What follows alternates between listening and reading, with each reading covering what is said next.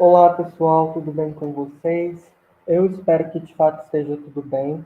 Eu sou José Martins Neto, eu sou graduando em História pela Unesp de Franca e hoje, como parte da disciplina de estágio supervisionado, eu vou estar trazendo para vocês aqui uma aulinha gravada sobre o governo Fernando Collor de Mello.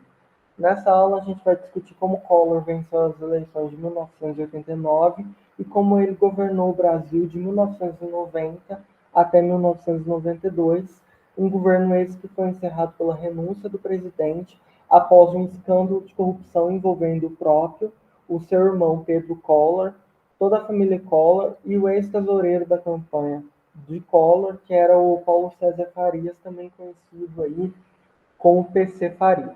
Então, se você quer entender tudo isso, esse contexto político, eu te convido para a nossa aula de hoje, né?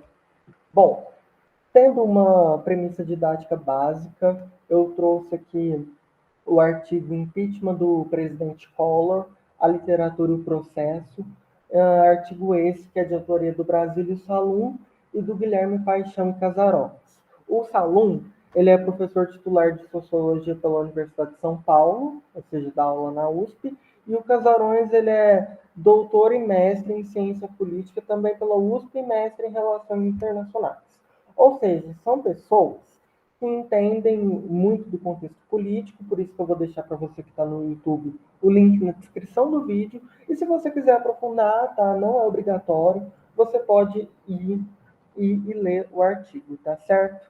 Bom, indo adiante, para que a gente entenda o contexto político mundial e como o contexto político mundial meio que tem muito a ver com o que representa a eleição de 1989, eu trouxe aqui o contexto político mundial da época, que era um contexto de Guerra Fria, né? E sendo também um contexto em que o imperialismo capitalista dos Estados Unidos já se estava muito mais forte do que o socialismo soviético. Por quê? Porque naquele contexto, 1989, 90, a União Soviética, que havia depois do pós-guerra, investido em um modelo stalinista, esse modelo stalinista autoritário, de se pensar o Estado, gerou escassez de bens de consumo, autoritarismo muito crescente lá, censura à imprensa, e tudo isso levou à perda aí do protagonismo soviético. Um fenômeno dessa época que representa a perda do protagonismo soviético é a queda do Muro de Berlim. Eu vou trazer um pouco para vocês aqui, para que vocês entendam o que representou esse contexto aí, em que o capitalismo se sobressai mais e um contexto também de reunificação da Alemanha. Eu vou trazer imagens, tá? Então, está falando do muro que representou a divisão da Alemanha entre o capitalismo e o socialismo. Aí a jovem fala que não podia acreditar no vendo, queria levar um pedaço do muro para casa, né? E a máquina derrubando. Aí o narrador, enfim, contando de história foram a pó, mas o que foi a pó foi essa divisão da Alemanha depois da Segunda Guerra Mundial, né? Entre o capitalismo e o socialismo, e depois o emergir mais forte dessa tendência capitalista liberal.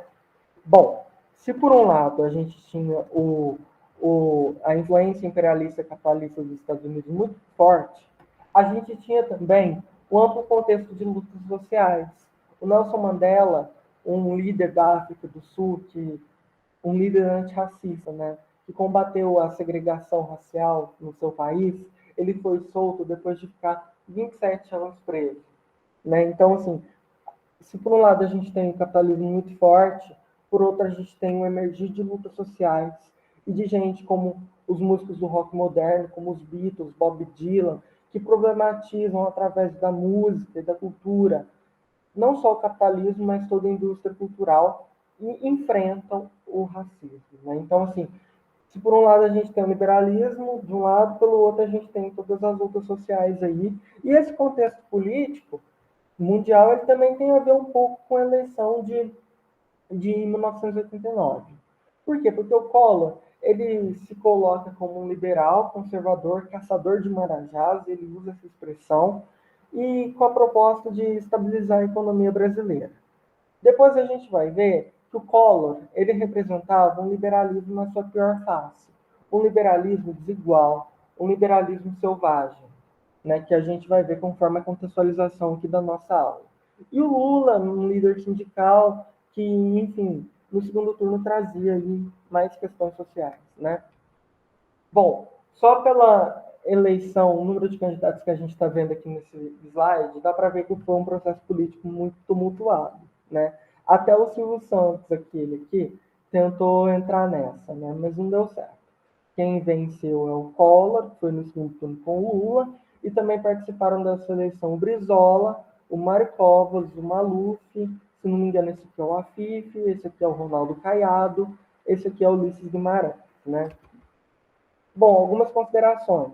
O primeiro turno aconteceu numa quarta-feira, 15 de novembro de 1989, e pensando em maneiras de melhorar a eleição, por isso que hoje a gente vota no domingo, porque no domingo menos trabalhadores trabalham, né? Então, pensa numa eleição conturbada num dia de quarta-feira, né?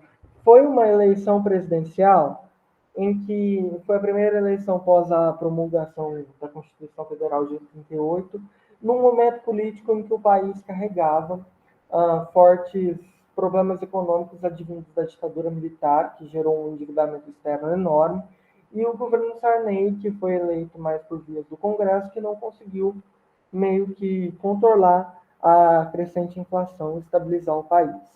Lembrando que era a primeira vez que o povo votava desde 1960, porque numa ditadura o povo não tinha o direito político nem sequer de escolher os seus próprios presidentes, né? Então essa foi a primeira vez desde a eleição de Jânio Quadros, né?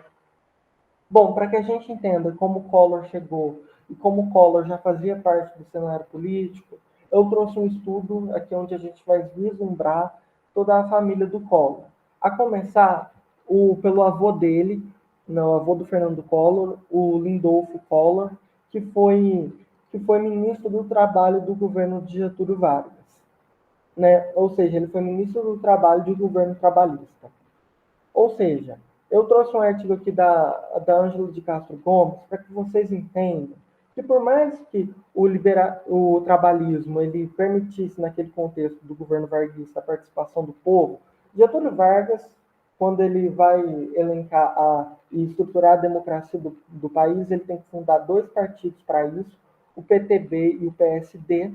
Ele funda esses partidos como forma de manipular o povo e controlar o sistema político. Sem falar que Vargas, através da eleição do militar Eurico Gaspar Dutra, ele atuava o tempo todo dividindo a oposição para que ele se perpetuasse no poder. Desse modo, gente, o liberalismo ele atuava usando o povo, né? Então, assim, já começa a base política do Collor nesse trabalhismo demagógico. Bom, então, se por um lado o Collor é fruto do trabalhismo demagógico, por outro, ele é fruto da violência e da impunidade. Por quê? Porque o seu pai, o também ex-senador Arnon de Mello, ele matou um colega com um tiro dentro do Senado em um dos episódios mais tristes da República Brasileira. Bom, o Arnon, ele foi repreendido pelo seu colega Silvestre Péricles, que o chamou de crápula enquanto tentava se aproximar do púlpito. Em resposta, o parlamentar que discursava puxou seu revólver, mas ao invés de atingir o seu rival, ele atingiu um outro senador que não tinha nada a ver com a história, o José Cairala, que morreu um pouco depois no hospital. O link de tudo que eu estou usando, de todo o material que eu estou usando, está na descrição, tá, gente? Bom, então, para que a gente entenda como o Collor ele representava o liberalismo em sua pior face, eu trouxe esses vídeos aqui para a gente contextualizar, por exemplo, o que o Collor pensa das minorias sociais. Nós somos a maioria. Nós aqui presentes somos a maioria. Ele coloca que ele é a maioria Silenciosa, é verdade, né? mas uma maioria fiel e trabalhadora. A minoria atrapalha, a maioria trabalha. Ou seja, pessoal, ele fala aqui que as minorias atrapalham e que temos um liberal que nunca parou para ler Alexis de Tocqueville na vida. Porque se tivesse parado para ler Alexis de Tocqueville, entenderia que as minorias têm sim um papel importante no sistema político. porque é através de vozes dissonantes que o sistema consegue se manter pluralizado, múltiplo, buscando a igualdade, buscando uma sociedade mais justa e solidária. Ou seja, essa pessoa não entende o papel das minorias no sistema político, promove aqui uma caça ao setor público, Chamou o Brasil inteiro. A caça, a caça aos marajás. aos marajás, né? E que, como eu expliquei, são funcionários da alta hierarquia do serviço público. Mas ele não vai caçar os marajás.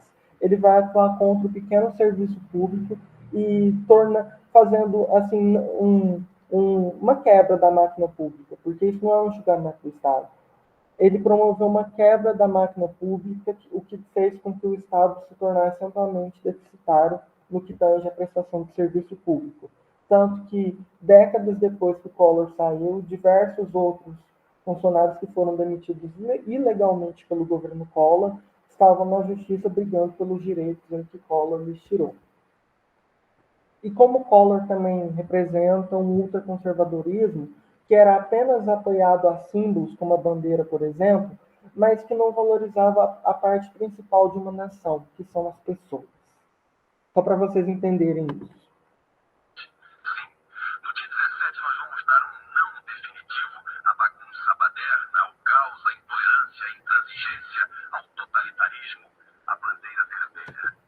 Ou seja, associando os seus adversários aí com a tolerância, com o autoritarismo, com a intransigência, o Collor só demonstra que ele é uma pessoa incapaz de respeitar democraticamente aí os seus adversários políticos, que no caso representavam aí seus adversários, tanto no primeiro turno quanto no segundo turno, que no caso foi o ex-presidente Luiz Inácio Lula da Silva. Bom, e além de tudo isso, além de um fruto de um coronelismo, de uma família que trata a política de uma maneira personalista, que estava diretamente há muito tempo envolvida com a política, o Collor também é um produto da desinformação e da manipulação da informação. Isso é importante da gente contextualizar, porque o próprio Boni, um dos principais chefes da Rede Globo, diretores de programação da época, admitiu que a Globo manipulou o confronto entre Lula e Collor. A emissora, o Boni assumiu que a Globo manipulou o debate político que foi feito pela Rede Globo em 1989 para parecer que o Lula era um completo analfabeto político e que o Collor tinha uma retórica intelectual fenomenal. E por que a Rede Globo fez isso? Promoveu esse ato de manipulação da informação e até de fake news. Por quê? Porque o grupo Arnon de Mello, que é o grupo econômico da família Collor, ele é dono da TV Gazeta de Alagoas. TV Gazeta é essa, que é uma afiliada e retransmissora do sinal da Rede Globo no estado de Alagoas. Ou seja, a Rede Globo agiu com interesses e com o benefício de trazer aí o Collor na presidência para que ele garantisse os seus interesses. Né? Como eu disse, o Collor não caçou os marajás, ele caçou o serviço, ele quebrou a máquina pública do Estado, né? E 120 mil trabalhadores, né, depois tiveram que ser reintegrados ao serviço público e tiveram que ir à justiça para buscar os direitos que Collor lhes tirou. Indo adiante, além de quebrar o serviço público com o plano Collor, ele e a sua economista da época, Zélia Cardoso de Mello, promoveram o confisco das cadernetas de poupança. Imagine que você tem o dinheiro no banco e esse dinheiro é tirado de você por um estado que está quebrado. Foi isso que aconteceu. Isso gerou um intenso alarmismo. E assim, sem dinheiro não tem consumo. Ou seja, sem consumo não tem uma economia que gira. Não tem, gente. Você tem uma falência do próprio Estado. E foi isso que essa medida causou. Vejam, um desemprego de 15% das pessoas, um PIB negativo de menos 0,4%, uma inflação galopante. Ou seja, Collor não conseguiu. Né? Collor foi um desastre econômico. Né? E após 23 anos, pessoal, essa notícia vocês podem ver que ela é de 2013, o trauma do confisco sobreviveu. Ou seja, cerca de 2 décadas depois, mais de 2 décadas depois, a gente ainda estava pagando a conta do governo Collor, porque esse dinheiro não foi devolvido adequadamente à população. E tanto os servidores públicos quanto essa população que teve o seu dinheiro confiscado teve que entrar na justiça para garantir não só a quantia paga monetariamente atualizada, mas também os direitos que o Collor lhes tirou. Né? Lembrando que todo esse aparato de notícias que eu estou usando na apresentação vai estar nos comentários, para você que está vendo no YouTube ou no meu plano de aula, tá certo? Bom, e como que esse governo acabou? Esse governo acabou quando o irmão do ex-presidente Collor, o Pedro Afonso Collor, dedou o irmão e o ex-tesoureiro da campanha presidencial do irmão, Paulo César Farias, que supostamente estavam envolvidos em esquemas de corrupção que beneficiaram a família Collor e que, enfim, esquema de desvio de verba, né? Essa foi a capa da Veja da época, esse é o que você faria, e as denúncias levaram à instalação de uma comissão parlamentar de inquérito, né, contra os acusados, os envolvidos, né? E o relatório da CPI, o relatório final, concluiu que o Collor cometeu o crime de responsabilidade e que tentou usar cheques fantasmas para reformar a casa da Dinda, que era a mansão da família Collor, e para comprar um Fiat Elba, que na época era um carro 0 km. Ou seja, houve um desvio de verba, além também do PC, sempre de PC Farias, né, dizer aos grandes empresários que se ele desse um dinheiro para ele, ele ia conseguir favores no governo. Né? Então, assim, você tinha um governo corrupto. Então, imagine a quebra da poupança, um escândalo de corrupção. Tudo isso fez com que estudantes, a OAB, se engajassem politicamente para pedir o impeachment do Collor. E isso gerou uma reação. Por quê? Porque o presidente Collor pediu para os seus apoiadores saírem de verde e amarelo, né, para defendê-lo. Mas o que aconteceu foi justamente o oposto. A população saiu de preto, em luto, pedindo o Fora Collor, e com as caras pintadas de verde e amarelo, em um movimento que ficou conhecido como Caras Pintadas. Movimento composto por diversos setores sociais e por estudantes que fizeram várias passeatas pedindo o fim aí do governo Collor. Bom, em 29 de setembro de 92, ocorreu o principal marco, a Câmara aprovou o pedido de impeachment. Em 29 de dezembro, com medo sabendo que ia perder no Senado e que iria ser impeachmentado, o presidente, para não perder os direitos políticos, ele renunciou. Porém, essa manobra não deu certo. Ele acabou perdendo os direitos políticos. Vou trazer aqui um vídeo rápido para resumir tudo isso que eu acabei de falar, tá? Um vídeo rapidinho. Uma notícia de 2016 que ilustra que impeachment não é uma coisa nova no Brasil. O vídeo está carregando. Impeachment não é inédito no Brasil. O Brasil teve um impeachment de presidente pós-redemocratização. Para relembrar o que foi os acontecimentos do governo Collor. O processo de impeachment de Fernando Collor de Mello aconteceu em 1992, 2 anos depois da posse. Né, 2 anos depois da posse. Esse é o Pedro Collor, que está aparecendo aí agora. Enfim, esse é o PC Farias, uma série de contas irregulares no exterior. Esse é o Fiat Elba, né? A Câmara instaurou uma CPI. Essa é a Câmara instaurando a CPI, né? Esses são os caras pintados fazendo pressão popular. Né? Estudantes. Foi um movimento dos chamados caras pintados. Aí, ó, eles pintam a cara de verde e amarelo. Foi feito pelos presidentes da Ordem dos Advogados. Aí o pedido de impeachment, mais imagens aí da Câmara aprovando o pedido, Câmara dos Deputados, né? Aí, temendo a derrota do julgamento no Senado, o Collor renunciou ao mandato. Né? Por 8 anos. Por 8 anos ele ficou cassado. Bom, é importante a gente ressaltar que em abril do ano passado, o Supremo Tribunal Federal inocentou o ex-presidente e agora senador Fernando Collor dos crimes de falsidade ideológica. Ele foi inocentado, gente. Mas, assim, o que fica de pior é que, depois de tudo isso, o que fez o povo? Depois de toda essa manobra econômica desastrada, o povo votou nele de novo. Ou seja, em 2006, o Collor foi eleito senador pelo estado de Alagoas, com pouco mais de 44% dos votos válidos, e reeleito em 2014 aí, com 55,66%. Bom, pessoal, essa foi a nossa aula. Eu espero que tenha ficado bem claro, assim, como o Collor está até hoje no governo e apoiando o atual governo. Então, assim, eu espero ter deixado as coisas bem claras. Todos os dados que eu usei aqui vão estar na descrição do vídeo. E qualquer coisa, vocês podem deixar like, deixar comentário, participar junto comigo, tá certo? Essa aula foi feita para a gente. Até mais, até uma próxima oportunidade. Agradeço a todos.